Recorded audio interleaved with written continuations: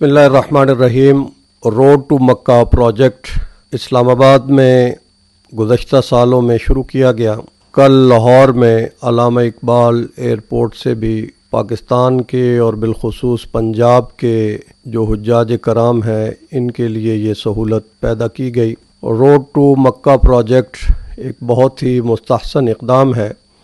اس پر ہم خادم الحرمین شریفین شاہ سلمان بن عبدالعزیز اور ولی عہد محمد بن سلمان اور حکومت سعودی عرب کا شکریہ ادا کرتے ہیں، خراج تحسین پیش کرتے ہیں، اور خاص طور پر وزارت حج والعمرہ سعودی عرب اور اسی طرح پاکستان کی وزارت اور پاکستان میں متعین سعودی سفیر محترم جناب عزت مآب نواف بن سعید المالکی، ان تمام احباب کی کوششوں سے اللہ رب العزت نے یہ سہولت اہل پنجاب کو اور لاہور میں بھی عطا کی ہے۔ اسی طرح فیصل آباد 1 کروڑ کی آبادی ہے اور فیصل آباد ایئرپورٹ سے بھی حجاج کے لیے حج فلائٹس ڈائریکٹ جا رہی ہیں۔ تو فیصل آباد ایک صنعتی شہر ہے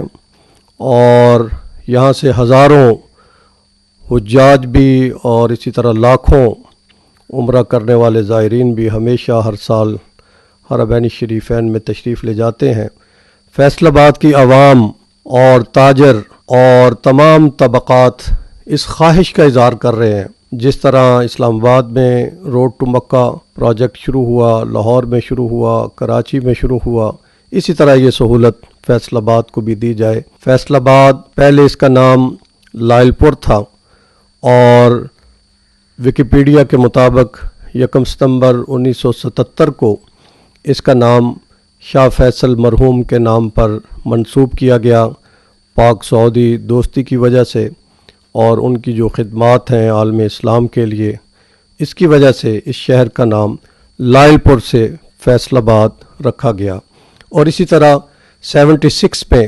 میرے والد محترم مولانا محمد ضیاء القاسمی رحمۃ اللہ علیہ، ان کی دعوت پر امام کعبہ شیخ عبداللہ ابن سبیل رحمۃ اللہ علیہ 76 میں فیصل آباد میں اس وقت جو لائل پور تھا تشریف لائے، ہماری مرکزی جامع مسجد گول غلام احمد آباد فیصل آباد کا سنگ بنیاد رکھا۔ تو آج ہم حکومت سعودی عرب سے